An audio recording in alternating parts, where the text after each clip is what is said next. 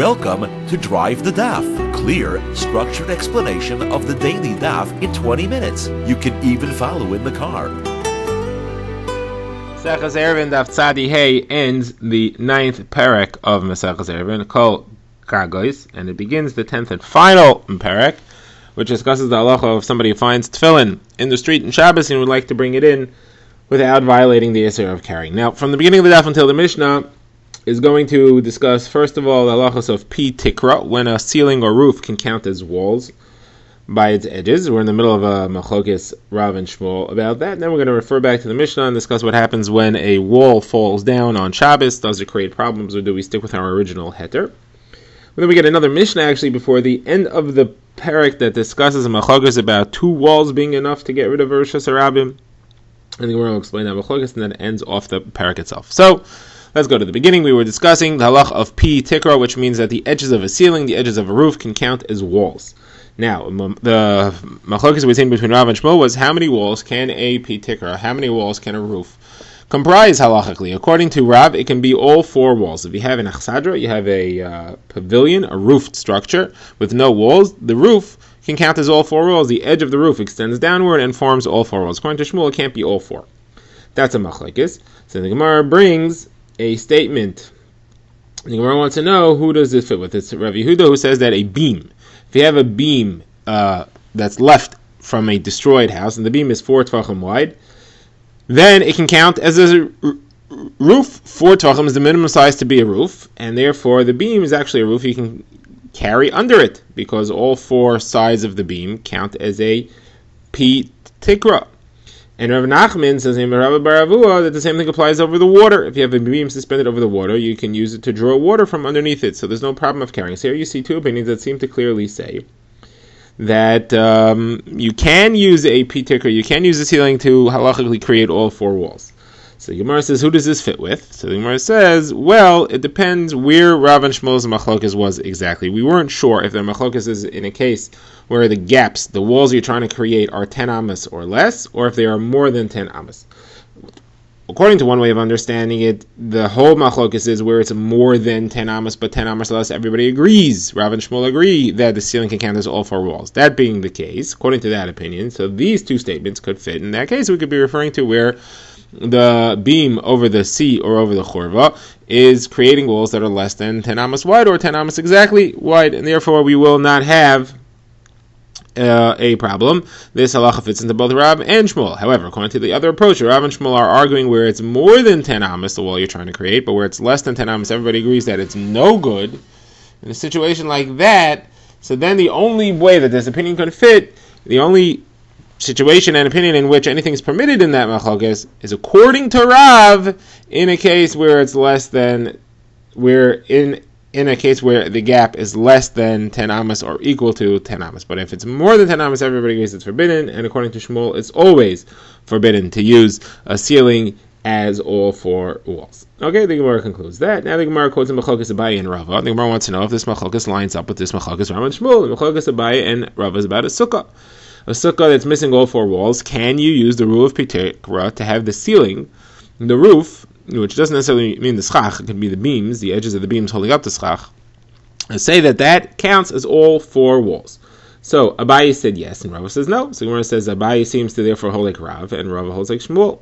Gemara says not necessarily. Sukkah is worse than the halachas of carrying on Shabbos. It could be that even though Rav says that you could use the ceiling to create walls for carrying on Shabbos, he would not say so in the case of a sukkah, because in the sukkah it wasn't made to function as walls. It was made as a portico. It was made just as a frame. It was made to be a pavilion. It wasn't made to be a sukkah. So it doesn't really have that intent. Therefore, it's in some ways it's worse, and it could be that Rav wouldn't say that you could use pi tikra for all four walls there. Now, therefore, it could be that even Rava, who says kosher, even Rava, who says that it's no good in the case of sukkah, could be agreeing with Rav in the case of mechitzos, in the case of carrying on Shabbos, because even Rav himself wouldn't say it in the case of sukkah, and they line up exactly. However, Abaye definitely doesn't fit with Shmuel. There would be no reason why Abaye would say that you can use pi tikra in the case of sukkah, but you cannot use pi tikra in the case of carrying on Shabbos. That there is no possibility. The Gemara rejects that. Okay. Now the Gemara refers back to the Mishnah. We had seen a machlokes between Rabbi Yossi and Rabbi Yehuda. Machlokes says if a wall fell down on Shabbos, now you have halachic problems. You have people part of this new enlarged chatzar that didn't join in Erev Chatzeros. So do we say you can stick with the original heter because it was mutter to carry in each chatzar in the beginning of Shabbos? It stays mutter even though now you have a problem of more residents that haven't joined the Erev. That's what Rabbi Yehuda holds. And Rabbi Yossi says, listen, if it would be mutter, then it would be mutter every Shabbos without having to redo an Erev Chatzeres any time. So Gemara says, so Rabbi Yossi doesn't really give a clear psak. He says if it's mutter the rest of Shabbos, it should be mutter every Shabbos. It doesn't say whether that means that it is mutter now in every Shabbos, or if it's usher every Shabbos, and therefore it's usher now as well. So Gemara says, what did he mean? Gemara says, Rabbi Yechon he meant to say that it's usher. Just like it's usher next Shabbos, it's usher for the rest of this Shabbos. The fact that it was mutter in the beginning of Shabbos doesn't extend to the rest of Shabbos once the wall fell down. Now, who do we paskin like? So the Gemara says, Rav Chi Bar Yosef says halacha is like Rabbi Yossi. Shmuel says halacha is like Rabbi Yehuda. Gemara says, is that true? Shmuel says halacha is like Rabbi Yehuda. Can't be. We have a different Mishnah where Rabbi Yehuda has a machlokes with the Chachamim about hilchos eruvei tchumin, and the Gemara there quoted Shmuel who said that halacha is like Rabbi Yehuda, and he said that in every place halacha is like Rabbi Yehuda. And the Gemara asked on him, Rav Chada Bagdasa said no. Would you say that even in the case of a mavoi which is missing its side post and its beam, that the halacha is like Rabbi Yehuda in every issue of Eruvin? To which we say back, no, there the halacha is not like Rabbi Yehuda. The halacha is only like Rabbi Yehuda about Eruvin, not about walls. That's about walls. Okay. Now this case of the mavoi that's missing its side post and its beam that was removed on Shabbos, that's exactly one of the cases in the Mishnah of something that fell down and created halachic problems on Shabbos. So you see clearly, therefore, that Shmuel is saying we do not paskin like that. So it could not possibly be that we hold that way here.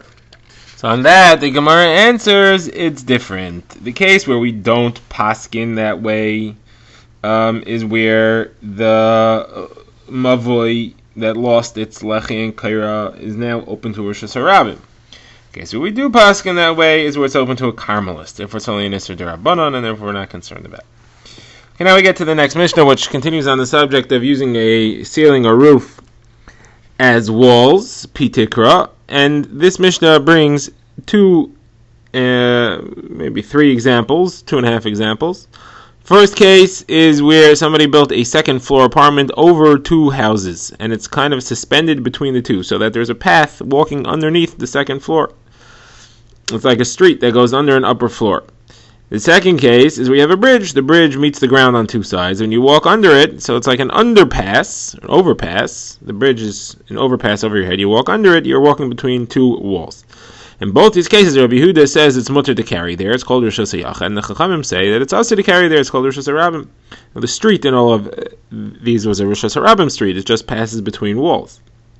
Now the Gemara says, the Mishnah says, Rabbi Yehuda adds a halacha. He says, you know what? Even a mavoi mafulish, that's a mavoi that has 2 walls, but it's open on either end. So that counts as a regular mavoi. And you're allowed to just put a lechi and a kaira, and that's enough to be able to carry there. So that is another case which shows that these 2 walls on either side forms a rishus hayachid. In order to be able to carry in a mavoi, just by installing a lechi or a kaira, you have to have a mavoi that has the halachic status of a rishus hayachid. And the Chachamim agree. The Chachamim disagree about that case as well. They say no, it would not help just have a lechi and a kaira there. So now, the Gemara says, the Rabbah says, what is the reasoning of Rabbi Yehuda here? Don't think it's that he says it becomes a Rosh Hashanah just by having 2 walls. That's not the pshat. The pshat is that you have 4 walls here. You have the 2 walls plus the ceiling, which forms the 3rd and the 4th wall. We're using the rule of P Tikra. So Gemara says, Abaye asked him, what do you mean? I'll show you clearly that Rabbi Yehuda holds 2 walls, creates a Rosh Hashanah midairaisa. You just have to take care of the Isser D'Rabbanan. Where do you see that? He has another machlokes with the Chachamim. He says if you have 2 houses across the street from each other, that counts as Rosh Hashanah between them. You just have to put up a lechi and a kaira to take care of the D'Rabbanan, and that's enough. So he answered him back, he said, you're right. That's a good proof that Rabbi Yehuda holds that 2 walls is enough to make a Rosh Hashanah. This Mishnah, however, is not a proof. This Mishnah could be because of P Tikra. So the Gemara says that Rav Ashi added and he said if you look carefully at the Mishnah you could see it. And Rashi has 2 versions of what he means you could see it. Do you see that the first case of the Mishnah was not because of 2 walls making Rosh Hashanah? Or do you see that the latter case of the Mishnah is because of 2 walls making Rosh Hashanah? Either way you see that proof from here. How so? because we have the first two cases where you have a roof, and then we have the third case of the mavoi mafulish, there's no roof. And the Mishnah says, additionally, you also have the case of the two walls, the mavoi without the roof. So what's he adding there? Obviously, the first two cases we're talking about where there was a roof, and therefore you could rely on the lacha of pitikra. The last case is talking about where there is no roof, and it's an additional chiddush that even though there's no pitikra. So it kind of proves both ways. It proves that the first case is the heter was not based on two walls. It was based on pitikra making four walls. And the last case, you do see that he does hold that two walls is enough. This concludes Perek Kol Gogos, and now we start the 10th and final parak, Hametzit Tefillin. This chapter focuses on situations in which we would allow you to violate the Isur D'Rabbanan of carrying because of extenuating circumstances. It really belongs to Masechet Shabbos, but it's here because it has some references to Tchumen. But the first issue, which we'll first discover, is what happens when you find tefillin in the street. Now, there's a couple of things to consider here. First of all, the tefillin may get stolen. Second of all, the tefillin may become bizayon, they may become destroyed, and they may become disgraced lying on the floor. So you should really bring them into a protected area. Not only should you, but you even have to bring them into a protected area if you can. Now, what isurim are involved? Well, you're not allowed to wear tefillin in the street on Shabbos. It's not something that you're meant to wear on Shabbos. There's a machlokes if there's an isser to where there's a problem of carrying when you wear tefillin on Shabbos because tefillin are not Shabbos clothings. But here, either way, you would have an issue because there's an Isser D'Rabbanan. Even if you could wear tefillin on Shabbos if you want to, there's an Isser D'Rabbanan to go out on the street wearing tefillin on Shabbos or to be wearing tefillin in Rosh Hashanah because there you may come to take them off. So there's an Isser, even if you're going to put the tefillin on, there's an Isser to walk around with them on. But the Chachamim are going to allow you to violate that Isser D'Rabbanan in order to save the tefillin from bizayon or other terrible circumstances. Now, the one problem here is that just because something looks like tefillin doesn't mean that it is tefillin. In the days of Chazal, people made kameyas, all kinds of amulets and voodoo charms. Then they made them look like tefillin. They wouldn't be tefillin unless they were made l'shem tefillin with the parshas of tefillin inside l'shma, and you couldn't know that. So these are the concerns. So the Mishnah passes the following thing. First of all, it says that you can assume that they're tefillin if they look like they were used. If they have the kesher, their tzus are tied on in the shape of the daled, you could assume that they were tefillin. If you don't have that, they look new and they don't look like they were used, they don't have the ksharim, so then you're not obligated to bring them in. It's not usher, but you're not obligated to bring them in because they might not be tefillin. However, situation where they are tefillin for sure, you should bring them in. How do you bring them in? So let's say you find a bunch. So according to the Tanakam, you can only bring in one pair at a time. You put them on the way you normally would. You put on the shel yad on the hand, put on the shel rosh on the head, and bring them in, take them off, and then go out and get another pair if there's more. According to Rabbi Gamliel, you could put on two of each at a time, two shel yads and two shel roshes. Okay, now the Mishnah says if you find them tied together, either individually tied up or tied together in a bundle, so you can't carry them in, you can't put them on. So what should you do? You should stand there and protect them. Stand there and keep an eye on them until Shabbos is over, and then you can bring them in. If there's a sakana to stand there, there's thugs around, so then you just cover them up and do your best to protect them and then be on your way. Rav Shimon says, you know what you could do? You can make a human chain. You could pass them in to the nearest chutzner by making a human chain. On the subject of human chain, the Gemara, the Mishnah adds, if a child is born out in the field, you could pass the baby into a chutzner via human chain. You just said you could pass whatever you want. You could pass the barrel of wine in a human chain, even if you're crossing the tchum. So they said to him, no. Human chain doesn't solve tchum problems, even though nobody's walking through the tchum. Nobody's walking through the border of the tchum, but the barrel itself has a tchum, and you would be violating the tchum of the barrel itself. Okay, says the Gemara, I don't understand. The Tanakama says I'm only allowed to wear one pair of tefillin at a time. That would seem to indicate that the Tanakama is not Rabbi Meir, which is odd, because usually the Tanakama, the Stam Mishnah, the one who's not identified in a Mishnah is usually Rabbi Meir, but I'll show you that Rabbi Meir says that you are allowed to put on many layers at a time. Rabbi Meir, in a different Mishnah discussing saving things from a fire, Rabbi Meir says you can put on as many layers of clothing as you want, wear them out of the house to a protected area, then take them off, then go back in and put on more. So you see, he's not limited to what you normally wear. He lets you wear whatever you want. And that, over there, is also a Stam at Mishnah, but that's definitely Rabbi Meir. Don't tell me that this is Rabbi Meir and that one's not, because there's a different brisa where Rabbi Meir is the one who says this Shita, says you could stand there, put on clothing, carry them out by wearing them, take them off, go back, put on more clothing. You could do that all day. So he's clearly the one who says you can put on as many layers as you can fit. So Hakam Meir says you can only wear one pair of tefillin at a time. So Gemara says it's not a stira. He holds you could wear them the way you normally wear them. People normally wear many layers of clothing. They get cold, they pile it on. Wearing clothing in layers is not an issue. Wearing tefillin more than one at a time. Nobody wears more than one tefillin at a time under normal circumstances. So therefore you would not be allowed to do it here. Okay, now the Gemara goes to analyze the sheet of Rabban Gamliel that you can take them in 2 pairs at a time. The Gemara now asks, how do you understand Rabban Gamliel? He says you're allowed to wear 2 pairs of tefillin at a time. Why should that be? If he holds you have to wear them the way you normally wear them on Shabbos, because he holds that you're allowed to wear tefillin on Shabbos, and he's saying the only heter here is to put on tefillin. So then that's only 1 pair. Well, you don't wear 2 pairs on Shabbos. And if he holds you're allowed to wear them, you're allowed to view them as clothing. And you're allowed to wear them however you want. And it's not that you're wearing them in a way of being tefillin, you're just wearing them as clothing. So then why should it be limited to 2? It should be any amount. Where does he come up with the number 2 from? So Gemara says, Rabban Gamliel holds that there's place on the head for 2 pairs of tefillin, and he holds you have to wear them in the proper place of tefillin. That means to say that he holds that Shabbos is not a time for wearing tefillin. You're not wearing tefillin properly. However, they only allowed you to put it on in a normal manner of wearing it, and that's in a place where you could be mekayem the mitzvah of tefillin normally during the week. That place on the head holds 2 pairs of tefillin, and that's why you're only allowed to wear 2 at a time. So the Gemara says, well, what about the shaliyat? There's no place on the hand for 2 pairs of tefillin. So the Gemara says, yeah, because like we saw, Shmuel Bar Yitzchak says there's 2 spots on the head, and Rav Huna says that sometimes you wear tefillin on your hands. What would that be? If you're carrying a basket on your head, so you don't want it to interfere with the tefillin and make a bezayin out of the tefillin, so you're allowed to take off the tefillin sharash and tie it onto your hand. So you see there is place to put tefillin sharash on your hand. Where says no, you're only allowed to put tefillin sharash on your hand. That's only when you're trying to avoid bezayin, but that it's a place, that there's room on the hand for 2 pairs of tefillin. Now we don't see from that. We have a different statement. Shmuel Bar Yitzchak said you're allowed to wear tefillin shel rosh. There's room on the head for 2 pairs of tefillin shel rosh. There's also room on the hand, he says, for 2 pairs of tefillin shel yad.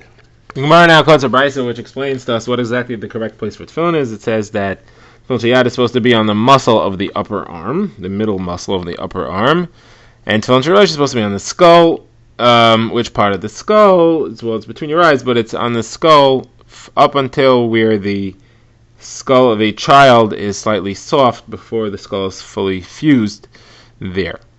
Now the Gemara says, what is the machlokes between the Tanna Kamma and Rabban Gamliel? One says 1 pair of tefillin, one says 2 pairs of tefillin. What are they arguing about? So the first attempt is that they're arguing over this halacha of Rav Shmuel Bar Yitzchak. Is there really room for 2 pairs of tefillin? According to Rabban Gamliel, there is, and therefore you can wear them both. It counts as proper clothing. According to the Tanna Kamma, you can't. You can only fit one. So the Gemara says not necessarily. Maybe the machlokes is, what did Chazal allow you? They allowed you to wear tefillin as clothing, or they allowed you to wear tefillin as a mitzvah? Meaning, did they say you're allowed to wear tefillin on Shabbos? Did they say that the argument would be, are you allowed to wear tefillin on Shabbos, b'teras mitzvah or not? And based on that, Chazal would have allowed you to put them on as a mitzvah, and wouldn't be a problem. We could understand that Chazal's heter here is only to wear it in the way that you would if it was a mitzvah. That's only 1 at a time. The other opinion, Rabban Gamliel would say, no, Chazal are allowing you to wear it as clothing because you can't do a mitzvah of tefillin on Shabbos, and therefore the only heter here is clothing, and that's 2 at a time. The Gemara now offers the third approach. The Gemara says, really, everybody holds that you could do a mitzvah of tefillin on Shabbos, and the machlokes between them is, if you put on tefillin without intending to do the mitzvah, does that count as if you're trying to do the mitzvah or not? According to the Tanna Kamma, you are trying to do the mitzvah, and therefore when you put on the second pair of tefillin, it's bal taisef. You can't do 2 tefillins at once. Therefore, we don't allow you to put on 2 at once. You'll be getting the mitzvah, and you'll be trying to get the mitzvah, and that'll be bal taisef. According to Rabban Gamliel, if you're not trying to get the mitzvah, it's no problem of bal taisef. You couldn't get the mitzvah, and you're not trying to, and therefore you're allowed to put on 2 pairs at once. There's no problem of bal taisef. Drive the Daf is a project of the Grand Woodlands Shul and is presented by Rabbi Yitzchak Landa. Find us on YouTube or subscribe to daily emails by emailing drivethedaf@gmail.com.